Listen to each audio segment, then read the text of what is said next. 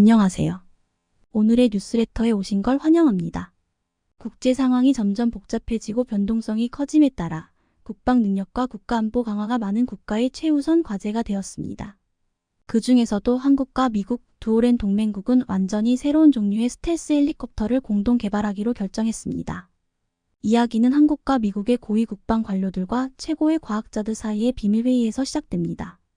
그들은 새로운 위협, 특히 군사기술을 빠르게 발전시키고 있는 적대 국가들에 효과적으로 대응하기 위해서는 스텔스 기술에서 돌파구가 필요하다는 것을 깨달았습니다. 프로젝트는 팬텀호크로 명명되었으며 새 헬리콥터의 우수한 스텔스 능력을 강조합니다. 팬텀호크가 눈에 띄는 첫 번째 특징은 적의 레이더 시스템 앞에서 거의 보이지 않게 하는 매우 낮은 레이더 반사 능력을 가진 새로운 재료를 사용하는 것입니다. 또한 헬리콥터의 공력학적 설계가 최적화되어 소음을 최소화하여 조용히 목표에 접근할 수 있습니다. 각자는 자신들의 독특한 전문 지식과 경험을 기여합니다. 한국은 새로운 재료 기술과 산업 디자인에서의 진보를 바탕으로 레이더 파동을 강력하게 흡수할 수 있는 첨단 스텔스 재료 개발에 집중했습니다. 반면 미국은 군용 항공과 스텔스 기술에서의 풍부한 경험을 바탕으로 헬리콥터의 전체적인 디자인과 전자 시스템에 기여했습니다. 2단계에서 가장 중요한 돌파구 중 하나는 나노물질과 고급 폴리머 화합물을 결합한 새로운 복합 재료를 개발하는 것이었습니다. 이 작업은 새로운 재료의 구조와 특성을 정확히 이해하기 위해 현대적인 실험실과 첨단 시뮬레이션 기술을 사용해야 했습니다. 결과적으로 이 재료는 빛과 내구성이 있으면서도 레이더 파동의 방향을 바꿔 탐지 가능성을 크게 줄일 수 있었습니다. 한국과 미국이 팬텀호크의 개발에서 협력하는 것은 두 국가 사이의 깊은 동맹 관계를 입증할 뿐만 아니라 군사기술에서의 비약적인 진보를 보여줍니다. 양국은 스텔스 기술, 새로운 재료, 인공지능, 자동 제어 시스템에 이르기까지 프로젝트에 자신들의 소중한 지식과 경험을 기여했습니다. 팬텀호크가 공식적으로 출시되었을 때 그것은 국제사회에서 군사기술에서의 새로운 진보에 대한 큰 반향을 일으키는 것뿐만 아니라 한국과 미국이 지역 및 글로벌 평화와 안보를 보호하는 데 있어서의 능력과 결의에 대한 분명한 메시지를 보냈습니다. 세계가 변동성이 큰 상황에서 팬텀호크는 단지 선진 군사 도구만이 아니라 국제협력, 창의성 및 혁신의 상징이며 더 안전하고 지속 가능한 미래를 향해 나아가고 있습니다. 팬텀호크가 공개된 후 프로젝트는 공식 개발 및 테스트 단계로 들어섰습니다. 한국과 미국의 엔지니어, 디자이너, 군사 전문가들로 구성된 프로젝트 팀은 완벽한 스텔스 헬리콥터에 대한 아이디어를 현실로 만들기 위해 끊임없이 노력하기 시작했습니다. 프로젝트 초기 단계는 특별한 스텔스 재료 개발에 집중되었습니다. 과학자들은 레이더 반사와 흡수 능력을 가진 새로운 합금과 나노 코팅을 결합하여 만들어 팬텀호크를 레이더 화면에서 거의 사라지게 했습니다. 그들은 또한 모든 각도에서 레이더 반사와 산란을 최소화하는 특별한 공기역학 구조를 설계했습니다. 또 다른 큰 도전은 엔진과 프로펠러에서 발생하는 소음을 줄이는 것이었습니다. 프로젝트 팀은 프로펠러 디자인뿐만 아니라 전동 시스템에서도 창의적으로 작업하여 지상에서 작동할 때 들을 수 없을 정도로 소음을 최소화했습니다. 결과적으로 팬텀호크는 적의 영역을 레이더나 일반적인 청각으로 감지되지 않고 비행할 수 있었습니다.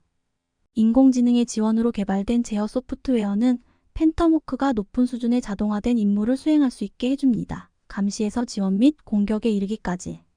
AI 시스템은 자동으로 목표를 감지하고 분석하며 행동 계획을 제안하고 심지어 실시간으로 전투 상황에 따라 전술을 자동 조정할 수 있습니다. 테스트 과정에서 팬텀호크는 예상을 뛰어넘는 결과를 보여주었습니다. 헬리콥터는 조용히 비행할 뿐만 아니라 엄격하게 감시되는 지역을 빠르고 유연하게 이동하며 감지되지 않았습니다. 전투 테스트는 팬텀호크의 목표에 접근하고 정확하게 파괴하는 능력을 입증했으며 현대 전쟁의 새로운 시대를 열었습니다. 모든 시험을 성공적으로 마치고 모든 지표가 요구사항을 충족한 후에 팬텀호크 헬리콥터는 공식적으로 배치될 예정입니다. 이는 군사용뿐만 아니라 민간 분야에서도 사용될 수 있는 가능성을 가지고 있으며 탐색 구조, 감시 및 심지어 운송과 같은 분야에 응용될 수 있습니다. 팬텀호크 프로젝트의 성공은 한국과 미국의 전략적 우위를 제공할 뿐만 아니라 군사기술 연구 및 개발 분야에서 국제협력을 촉진하였습니다. 이 프로젝트는 군사 분야 외에도 환경감시 및 구조와 같은 다양한 분야에 적용될 수 있는 새로운 기술의 개발에 기여하며 혁신과 협력이 전 세계에 의미 있는 돌파구를 만들 수 있음을 증명하였습니다. 미래의 팬텀호크는 군사기술의 힘과 선진성의 상징일 뿐만 아니라 공동 목표를 위해 인간이 하나로 뭉치고 협력할 때 모든 한계를 극복할 수 있는 능력의 증거가 될 것입니다. 이 협력은 방위 항공 기술에서의 중대한 진전을 표시하는 것뿐만 아니라 한국과 미국 간의 전략적 파트너십 관계의 상징이며 함께 고도 기술 분야에서 새로운 시대를 열어가고 있습니다. 팬텀호크의 개발 이야기에서 한국과 미국이 협력하여 만든 스텔스 헬리콥터와 중국의 헬리콥터 간의 비교가 이루어질 때 다른 중요한 장이 시작됩니다. 이 컨텍스트에서 이야기는 어떤 국가의 출력과 성능에 대해 비난하거나 부정적인 평가를 내리기보다는 기술과 개발 전략의 차이에 초점을 맞춥니다. 팬텀호크는 군사 임무에서의 스텔스 능력과 성능 면에서 우수함을 목표로 설계되었습니다. 새로운 재료, 첨단 스텔스 기술, 그리고 AI를 사용한 지능형 제어 시스템을 통해 팬텀호크는 군사기술 분야에서 새로운 기준을 제시했습니다. 이는 탐지되지 않고 임무를 수행하는 능력과 실제 상황에 기반한 전술 조정 성능으로 국제사회에 강한 인상을 주었습니다. 반면 중국의 헬리콥터들도 기술과 디자인 면에서 상당한 진보를 이루었지만 보고서와 평가에 따르면 동등한 스텔스 능력을 보여주지 못했습니다.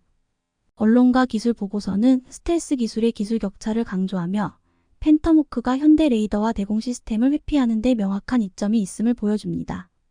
그러나 군사기술은 항상 발전하는 분야이며 모든 국가는 자국의 무기를 개선하고 발전시키기 위해 끊임없이 노력하고 있습니다. 연구 개발에 자원과 집중력을 기울이는 중국은 분명히 군사기술에서 지속적인 개선과 혁신을 이룰 것입니다. 국제적 맥락에서 각국의 무기와 군사기술 간 비교는 기술적 경쟁을 반영할 뿐만 아니라 방위 전략과 목표의 다양성을 보여줍니다. 한국과 미국 그리고 중국 모두 자체적인 장점을 가지고 있으며 자국의 요구와 전략적 방향에 따라 군사 분야에서 발전을 추구하고 있습니다. 팬텀호크와 중국의 헬리콥터와의 비교는 현재 기술에 대한 평가뿐만 아니라 혁신과 국제협력의 중요성을 상기시키는 이야기입니다. 오늘날 세계에서 안보와 안정이 기술과 새로운 위협에 대한 대응 능력에 점점 더 의존하게 됨에 따라 기술적 우위를 개발하고 유지하는 것이 국가 안전의 열쇠가 됩니다. 루마니아가 K2전차와 K고자 주포를 도입해 군사력을 강화할 것이다. 미국 디펜스 뉴스 디펜스 누즈. 최근 노르웨이에 이어 리투아니아도 독일 레오파드 2 전차를 구매하기로 하면서 한국의 K2 전차가 유럽에 진출하기가 얼마나 어려운지를 다시 한번 보여줬다고 했습니다. 그런데 이 와중에 폴란드에 이어 루마니아가 한국산 이 전차 300대를 도입한다고 해서 주목되고 있습니다. 루마니아는 구형인 루마니아 주력 전차 TR-85M1 비존 울피아이지오NUL을 대체하기 위해 신형 전차 도입을 서두르고 있습니다. 이미 미국의 에이브럼스 전차를 54대 구입했지만 앞으로 300대의 전차를 더 도입하겠다는 계획을 세우고 있습니다. 독일 레오파드 레퍼드 EA8 전차도 후보가 되었지만 폴란드가 현대로템의 K2 전차를 구매하면서 한국산 무기로 눈을 돌렸습니다. 폴란드와 루마니아는 종종 상호 운용성이 핵심으로 동일한 무기 시스템을 구입해왔기에 폴란드가 K2 전차를 대거 구입한 것이 루마니아에게도 큰 영향을 준 것이 틀림없었습니다. 루마니아 육군 조달 담당관 테오도르 인시카슈 장군은 지난 7일 루마니아에서 열린 2023 한 루마니아 방위산업협력회의에서 약 300대의 전차 구매를 원한다면서 우리의 목표는 루마니아 군대에 가장 효율적인 군사 장비를 제공하고 운영을 보장하는 것이라며 K2 전차 도입을 시사한 바 있습니다. 그런데 지금 루마니아의 결정은 인근 국가 리투아니아와 극명하게 갈리면서 전력 보강에서 전혀 다른 결과를 가지고 올 것이라고 말하고 있습니다. 리투아니아는 당초 K2 전차와 미국 에이브람스 전차도 고려했지만 결국 독일의 레오파드 2 전차 54대를 도입하는 길을 선택했습니다. 리투아니아군과 리투아니아 국방자원청은 이 세 개의 전차를 시험하여 종합적인 시장 분석과 군사적 평가를 고려해 결정했다고 했습니다.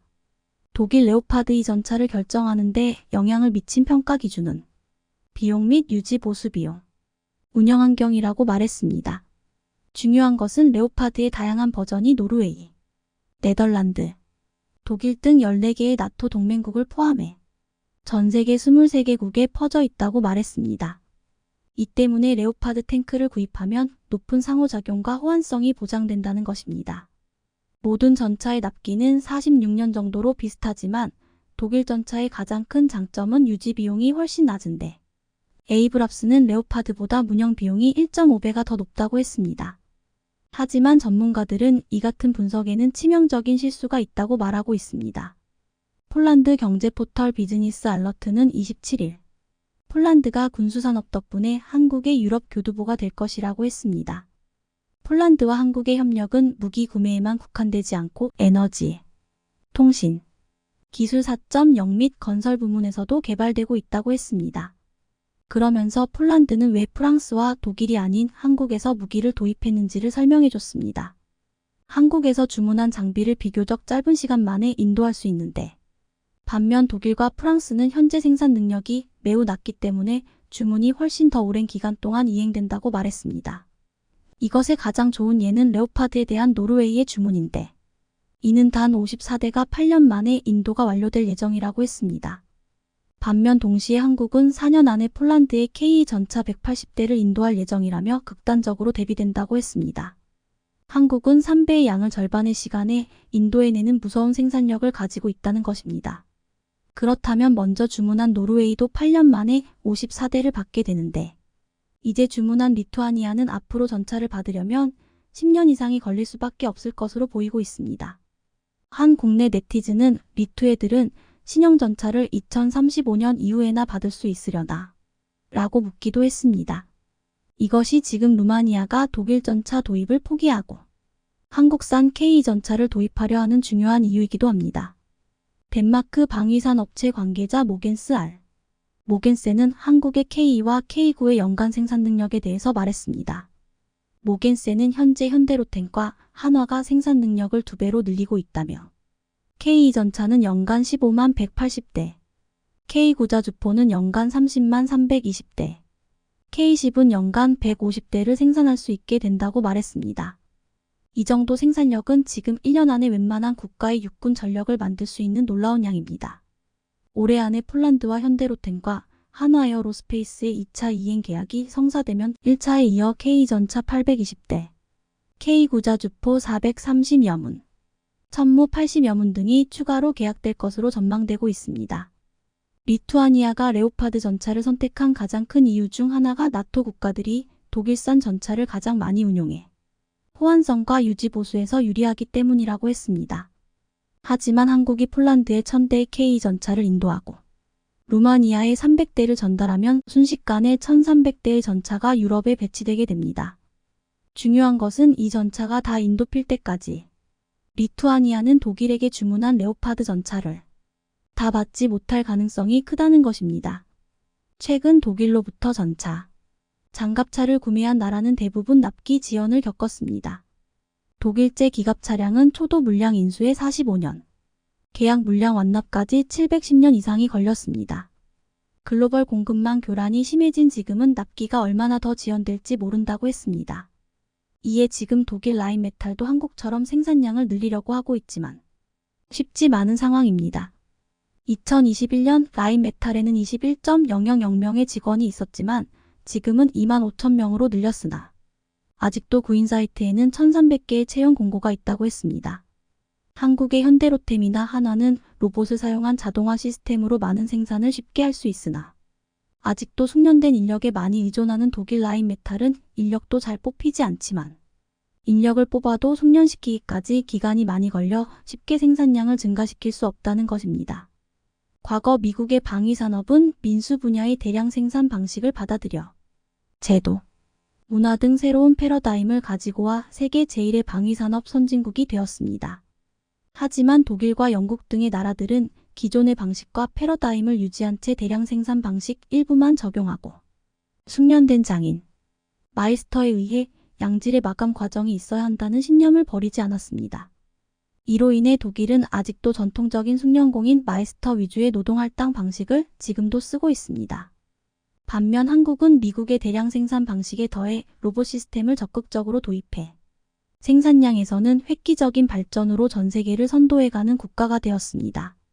미국 로키드 마틴 관계자들도 KF-21 공장에서 자동화 시스템을 보고 입을 다물지 못할 정도였습니다. 한화 에어로스페이스의 창원 공장은 1의 1000분의 1에 해당하는 미크론 단위의 초정밀 가공이 가능한 세계 유일한 스마트 팩토리입니다. 창원 공장에 들어서면 사람이 범접할 수 없는 로봇들의 세상이 펼쳐진다고 했습니다. 사람들은 무인문판 로봇이 지나가는 광경을 지켜보며 로봇이 사람들을 알아서 피해 다닌다고 했습니다. 숙련된 인력들이 할 수 있다는 용접을 이 공장에서는 로봇이 전담하고 있는데 50% 수준이었던 로봇 용접을 최근에는 70%까지 끌어올렸다고 했습니다. K전차를 만드는 현대로템 공장에서도 현대차의 자동화 시스템으로 엄청난 속도의 생산이 이뤄지고 있습니다. 장갑차의 경우 9개의 조립 공정을 거치는데 자동차 생산 공장처럼 자동화된 컨베이어 벨트를 이용해 이동시키고 있습니다. 또한 턴오버 장치를 이용하면 무거운 차체를 180도 뒤집어 하부 작업을 빠르고 편하게 할 수 있습니다. 현대로템 관계자는 지난 40여 년 동안 축적한 기술력과 현대자동차그룹의 자동차 생산 노하우가 적용된 결과라고 말했습니다. 유럽의 한 언론은 한국의 K전차가 폴란드와 루마니아 1,300대를 기반으로 유럽에서 총 3,600대를 팔아 레오파드를 능가하는 글로벌 베스트셀러를 목표로 하고 있다고 했습니다. 폴란드는 혈맹이라 불리는 루마니아에게 K전차를 사라고 권유하고 지금 KEPL 기반의 차세대 전차 개발 사업을 스페인과 이탈리아 등의 공동 개발을 제안한 상황입니다. 지금 독일과 프랑스가 유럽에서 차세대 전차 개발을 두고서 서로 싸우고 있는 사이 폴란드가 한국산 전차를 도입해 소외된 스페인과 이탈리아와 손을 잡으려고 하는 것입니다. 이탈리아와 스페인은 이미 폴란드가 2년 전에 신형 전차 개발 사업에서 반독일 전선을 구축하여 동맹을 제안한 국가입니다. 만약 스페인과 이탈리아가 K전차를 도입한다면 유럽의 전차 지형은 완전히 바뀌게 됩니다. 루마니아가 그 시작이 될 것이라고 했습니다. 우크라이나 전쟁을 비롯한 국제사회의 충돌과 갈등이 심해지면서 유럽 내의 정치적 군사적 지형이 바뀌고 있습니다. 놀랍게도 여기에 폴란드를 중심으로 한국산 무기가 유럽 표준으로 가는 루트가 만들어지고 있습니다.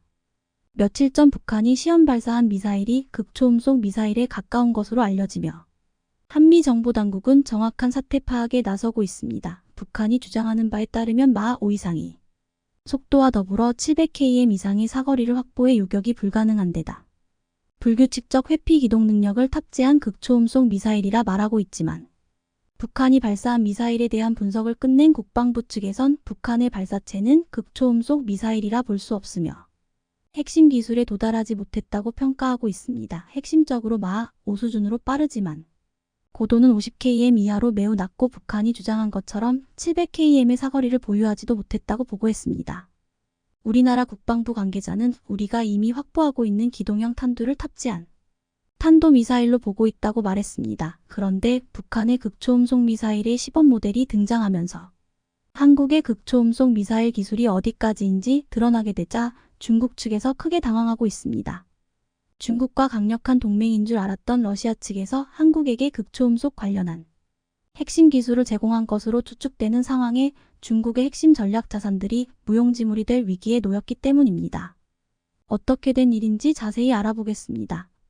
최근 유럽을 비롯한 서방 세계의 에너지 문제와 더불어 우크라이나와 러시아의 긴장 상황이 끊이지 않고 있습니다. 이 과정에서 미국과 유럽 측은 러시아를 향해 우크라이나와 충돌할 경우 상상 이상의 책임을 물게 될 것이라 엄포를 놓으며 러시아를 압박하고 있습니다.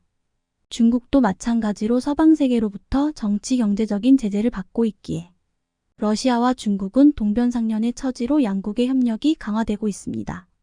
공산권을 대표하는 양국은 과거부터 정기적인 합동 군사훈련을 진행해왔지만 최근에는 그 빈도가 훨씬 더 잦아졌다는 사실이 확인되고 있습니다. 몇 달 전 아프가니스탄에서 전세계적 철수 사태가 벌어지던 당시 러시아와 중국은 중국의 닝샤 자치구에서 합동 군사훈련을 실시했습니다.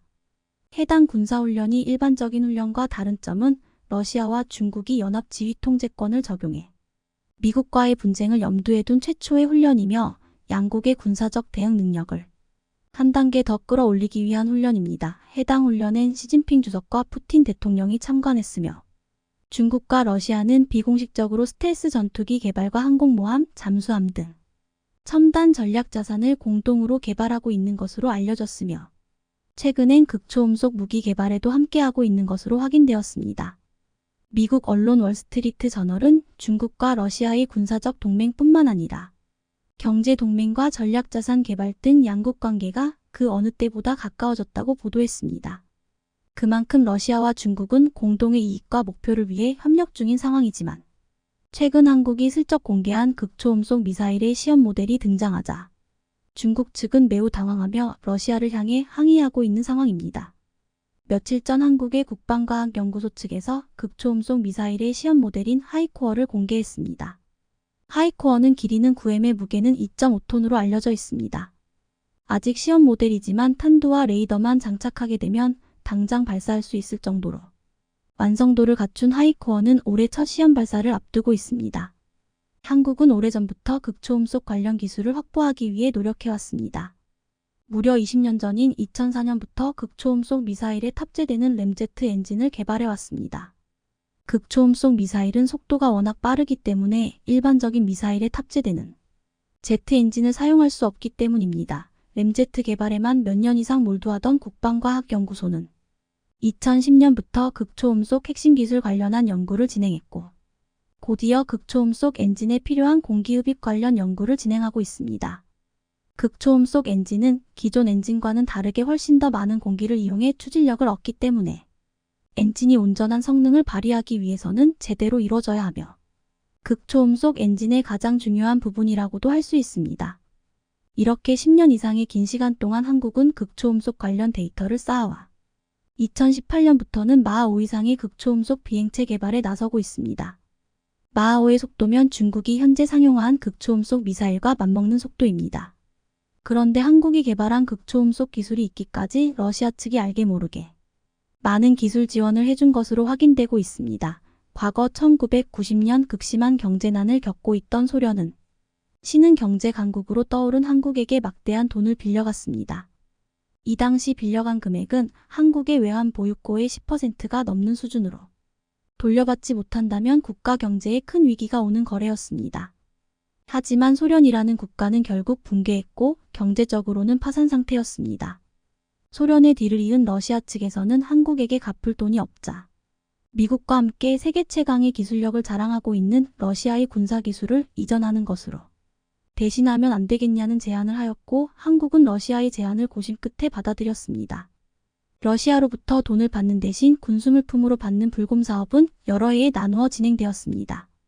결과적으로 전차와 장갑차부터 대전차 미사일, 대공미사일 등이 들어왔고 잠수함과 헬기까지 다양한 장비들이 들어왔습니다. 한국은 러시아 측 장비를 해체 후 다시 조립해 분석한 뒤 한국형 무기를 개발했습니다. 한국이 자체적으로 개발한 전략 장비도 있지만 불곰 사업으로 인해 개발 시기를 앞당겼다는 게 전문가들의 공통된 의견입니다.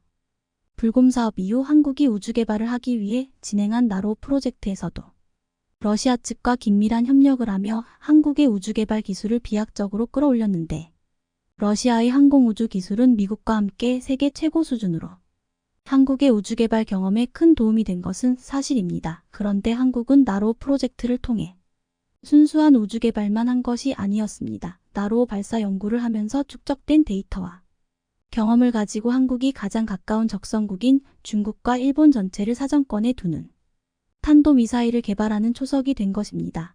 특히 러시아와 합동 개발한 나로호의 킥모터는 한국형 극초음속 미사일의 추진체로 사용되는 것이 확인되었습니다. 이런 사실이 알려지자 중국에서는 매우 긴장하고 있습니다. 최근 한국이 개발한 항목킬러 초음속 순항 미사일이 공개되며 중국이 전략 자산으로 개발하고 있는 항공모함이 무용지물이 될 위기에 놓였습니다. 초음속 순항 미사일은 음속의 3배 속도로 날아가 수백 km밖의 목표물에 정확하게 명중합니다. 한국의 잠수함에서 조용하게 발사할 수도 있기에 중국이 20년 동안 100조 원을 넘게 투입하여 연구 개발한 항공모함을 단 한 발에 무력화할 수 있는 전략 장비인 것입니다. 특히 최근 중국의 해군은 급격히 커진 군사력을 바탕으로 한국과 인접한 서해에서 활동이 잦아지고 있기에 한국의 항목킬러와 같은 전략 자산의 중요도가 더욱 상승하고 있습니다. 그런데 한국이 확보한 일부 전략 자산의 핵심 기술이 러시아로부터 전해져 온 것을 확인한 중국은 매우 당황하고 있습니다. 중국과 러시아는 혈맹인 줄 알고 서방 세계에 대응해 역대 최고 수준의 동맹으로 발전했지만 정작 러시아 측의 기술이 한국으로 넘어가 한국이 중국을 견제하는 모양새가 되었기 때문입니다. 특히나 다른 어설픈 기술도 아니고 초음속 순항 미사일과 극초음속 미사일으로 중국의 전역을 타격 가능하며 오랜 기간 공들여 개발한 덩치만 커다란 중국의 항공모함을 단 한 발로 무력화시킬 수 있기 때문입니다. 지상에서 발사하는 발사체는 레이더에 쉽게 포착하고 대응이 가능할 수도 있지만 한국이 잠수함에서 발사하는 발사체는 중국이 어디서 날아오는지도 모르고 꼼짝없이 당할 수밖에 없는 전략 장비입니다. 한국은 작은 국가이지만 주변국들을 순식간에 무력화할 만한 첨단 전략 장비를 확보하고도 드러내지 않고 감추고 있는 경향이 있습니다. 과거 미국과의 미사일 사거리 제한 협정으로 한국의 군사력 개발에 큰 제약이 있었기에 한국은 최첨단 전략 무기를 확보하고도 발표하지 않는 것입니다. 이미 일본에서는 이러한 사실을 눈치채고 한국이 미국과의 사거리 협정이 종료되자마자 차세대 현무미사일을 공개했다며 이것은 한국이 미리 개발해두고 숨겨왔던 것을 공개한 것이라는 분석을 내놨습니다. 한국의 군사력과 기술 개발 수준을 감안했을 때 이미 한국형 극초음속 미사일 또한 상용화에 앞두고 있다며 군사 전문가들은 입을 모아 이야기하고 있습니다. 한국형 극초음속 미사일을 개발할 경우 기대되는 점이 또 한 가지 있습니다. 인접한 적성국인 북한과 중국의 발사체를 빠르게 요격할 수 있는 가능성이 열렸기 때문입니다. 현존하는 미사일 방어 체계에선 음속의 3배 즉 마하 3 수준의 속도로 요격하고 있지만 극초음속인 마하 5 이상의 속도로 비행하는 발사체를 만든다면 기존보다 더 빠른 속도로 요격이 가능하기 때문입니다. 특히 극초음속 미사일 기술은 현재까지 미국도 제대로 확보하지 못한 것으로 알려지며 초강대국 미국의 체면을 구기고 있습니다. 지난해 미국은 중국과 러시아가 성공한 극초음속 기술 시험에 실패했는데요. 반면 러시아는 극초음속 비행체를 타격하는 데 성공하며 방어하기 어렵다는 극초음속 미사일을 방어할 수 있는 기술적 기반을 확보한 것으로 보입니다. 최근 러시아의 최첨단 방공미사일 S-500이 시험 발사에 성공했다는 러시아 국방부 측의 보도가 있었습니다. 한국의 미사일 기술은 아직 주변 강대국들에 비해 많이 부족하지만 그 뿌리는 세계 최강의 기술력을 자랑하는 러시아에서 왔다는 것으로 현재 급격하게 발전하고 있는 한국의 과학기술의 미사일 기술을 접목시키면 빠른 시일 안에 러시아와 비슷한 어쩌면 러시아를 뛰어넘는 기술적 발전을 이뤄낼 수도 있을 것이란 긍정적인 전망이 나오고 있습니다. 이런 전망이 그냥 나오는 것이 아니라 현재 가장 빠른 극초음속 미사일로 알려진 러시아의 츠르콘 미사일의 외형이 한국이 개발 중인 하이코어와 상당히 닮아 있다는 주장이 네티즌들로부터 나오고 있는데요. 한국의 미사일 산업의 뿌리가 러시아에서 시작된 만큼 충분히 납득할 만한 주장입니다.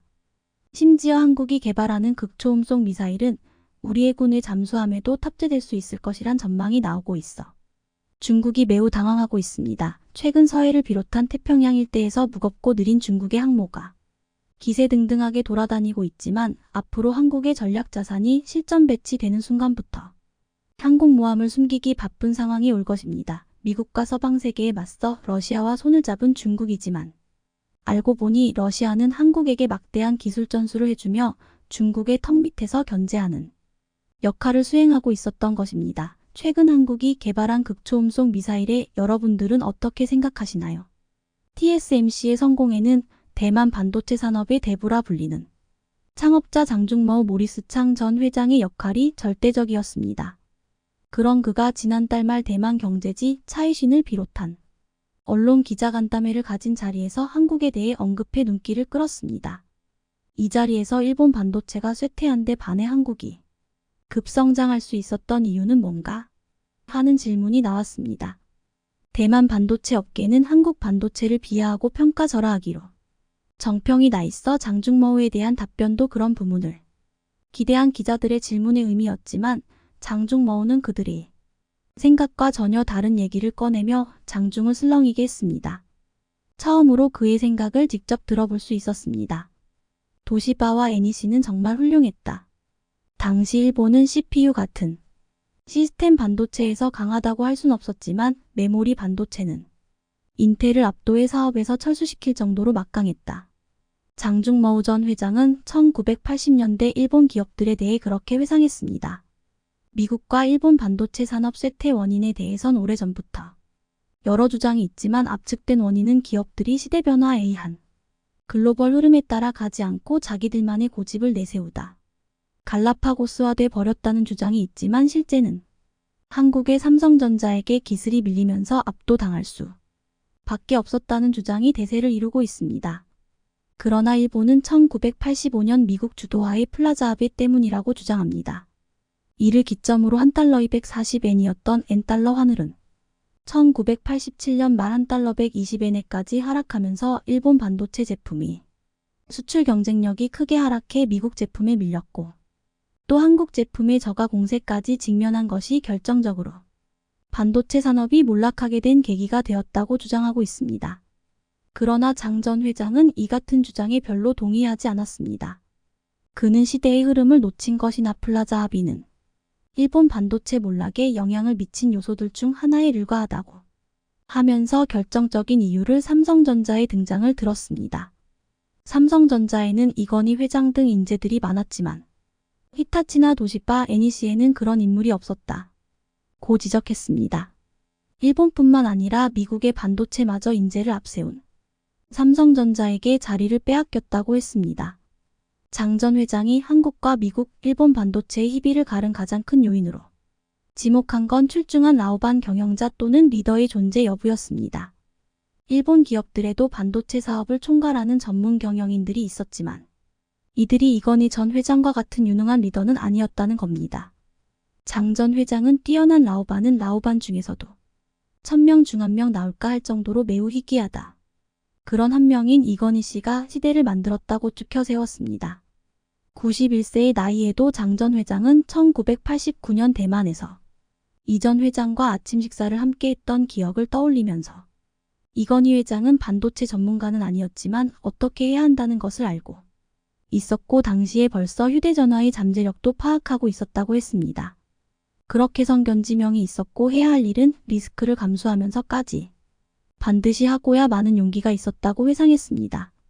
극도로 커진 상황의 향후 반도체 업계 전망에 대해서 그는 반도체 수요 급등으로 거의 미국이나 일본, 중국이 모든 제조사에서 반도체 투자를 확대하고 있지만 미국이나 일본, 중국 등이 성공할 수 있을지의 여부는 대만과 한국의 반도체 산업이 어떻게 되느냐에 달렸다. 고 했습니다. 그는 1년 전 대만 타이베이에서 열린 강연에서 TSMC를 위협할 경쟁자들에 대한 의중을 자세히 밝힌 바 있습니다. 당시 그는 일본과 중국은 기술 수준에서 대만의 라이벌이 될 수 없고 미국 역시 대만을 앞서기는 어렵다고 했지만 그러나 한국에 대해서는 경계심을 숨기지 않았습니다. 그는 삼성전자는 매우 강력한 라이벌이다. 양국은 비슷한 장점을 공유하기 때문이며 또한 반도체 인재 수준이 높고 높은 기술을 기반화하고 있는 점 등을 지적했습니다. 어떤 나라의 어떤 기업들도 반도체 분야에 진입하고 싶어하고 또 일부 기업들은 과거의 영광을 재차 노리고 있습니다. 중국이 수백조를 쏟아 부어가면서도 반도체 굴기를 이루려는 것은 반도체가 차지하는 비중이 모든 산업 분야에 절대적인 면도 있지만 또 하나는 영업이익률 때문이기도 합니다. 삼성전자 영업이익률이 일본 모든 전자기업들이 내는 이익을 보다 많은 것은 반도체 때문입니다. 일본 전자회사들이 기를 쓰고 삼성전자를 따라 잡으려고 연합해서 총력을 펼쳐도 어렵다는 말은 그냥 나오는 얘기가 아닙니다. 반도체 분야를 다루는 기업은 높은 매출과 함께 그 어떤 산업보다 영업이익률이 높은 것으로 유명합니다. 기업은 사업을 운영하는 데 있어서 막대한 마케팅비를 투입해야 합니다. 마케팅 비용에 많은 금액을 쏟아넣는 제조사나 유통업체의 경우 영업이익률은 5% 안팎이 일반적입니다. 국내 주요 기업의 영업이익률은 현대자동차가 5.7%, LG전자 5.2%, SK텔레콤 7.2%, 롯데케미칼 2.9%, 네이버 22.9% 등입니다. 물론 예외인 경우도 종종 있습니다. LG전자 생활가전사업부는 지난해 10%의 영업이익률을 달성했고 오리온은 식품업계임에도 불구하고 17%의 영업이익률을 기록하자 업계에서는 다양한 영업활동 비용이 발생하는 가정과 식품산업에선 좀처럼 이루기 힘든 수치라고 평가했습니다. 제조업체 중 가장 높은 영업이익률을 보이는 애플의 경우 통상 2030%대의 영업이익률을 유지하고 있고 삼성전자의 지난해 영업이익률은 18%로 높은 편이지만 이와 비교도 할 수 없는 50%대 영업이익률을 보이는 회사들도 있습니다. 반도체 업체입니다. 국내외 반도체 관련 기업들은 평균 30%대의 영업이익률을 유지하지만 호황 시기에는 50%까지 치솟는데 이는 고부가가치라는 반도체 산업 특성 때문입니다. 스마트폰, 가전, 식품에 비해 마케팅 비용도 절대적으로 적은 것도 마진을 높이는 데 한몫하고 있습니다. 똑같이 일하고 투자된 비용도 비슷한 가운데 상품을 팔지만 같은 시간에 누구는 5,000원을 벌고 누구는 3만원에서 5만원까지 번다는 얘기입니다. 반도체 슈퍼홀로 불리는 네덜란드 장비업체 ASML의 영업이익률은 독보적입니다. ASML은 극자외선 EUV 노광장비를 지유일하게 생산하는 기업이라 실적도 지난해 매출 186억 유로 약 25조 원에 영업이익 98억 유로 약 13조 원을 기록하면서 전년 동기 대비 매출은 33.1%, 영업이익은 44% 늘면서 영업이익률은 무려 52%에 달합니다. 높은 수익성 비결은 EUV 노광장비 때문입니다. 1대당 2천억 원에 달하지만 첩단 공정에서 필수 제품으로 꼽히며 2년 사이에 500억 원이나 올렸지만 공급이 절대 부족한 상황입니다. 지난해 ASML은 총 42대 EUV 장비 중 대만이 44%, 한국 35%, 중국과 미국, 일본이 뒤를 이었습니다. 한국 35%, 중국과 미국, 일본이 뒤를 이었습니다.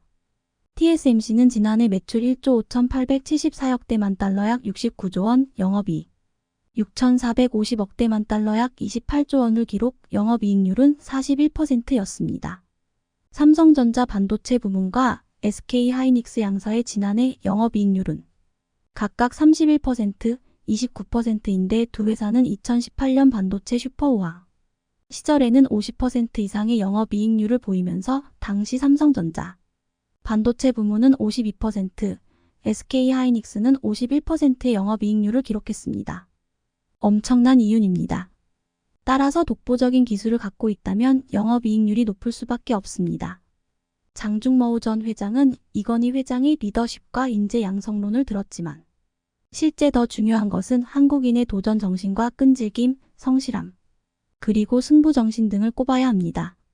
말하자면 한국인의 기질인데 장중머우 전 회장은 그것은 모르고 있습니다. 한국인을 평가할 때 빼놓을 수 없는 게 과감한 승부 정신입니다. 한국이 어떤 나라와 특정 종목에서 경쟁 관계에 돌입했을 때 패한 적이 거의 없다는 것은 승부 정신 때문입니다. 20년 전 중국이 치고 올라올 때 세계의 언론은 한국이 어려워질 것이다는 평가가 주를 이루었습니다. 특히 일본에서 그런 말이 가장 많이 나왔고 아이러니하게도 우리 국민조차 그런 평가가 압도적으로 많았습니다. 그런 평가가 맞았다면 지금의 한국은 존재하지 않아야 맞습니다. 경제는 피폐되어 수출은 크게 줄어들었어야 맞는 얘기고 중국에 의해 대부분 무너졌어야 맞지만 결과는 정반대였습니다. 일본은 한국의 위세에 눌려 기를 못 피고 일본 경제는 한국 때문에 일본이 이 지경 됐다는 통탄의 소리가 대세를 이루고 있습니다. 한국을 압도할 것이라는 중국 역시 지금도 한국의 기술을 빼낼 기회만 엿보면서 절치부심하고 있습니다. 겉으로는 아무런 척하지 않으며 시기심과 질투, 콤플렉스에 의해 한국을 평가절하하고 있지만 중국이 내세우는 타도 목표는 미국, 일본이 아니라 타도 한국입니다. 한국만 잡으면 중국은 세계를 석권할 수 있다는 의미입니다. 대만은 70년 전부터 모든 면에서 한국에 비해 월등하게 앞서 있었습니다. 그러나 한국에게 뒤처진 것은 아주 오래전 일입니다. 시청해 주셔서 감사합니다.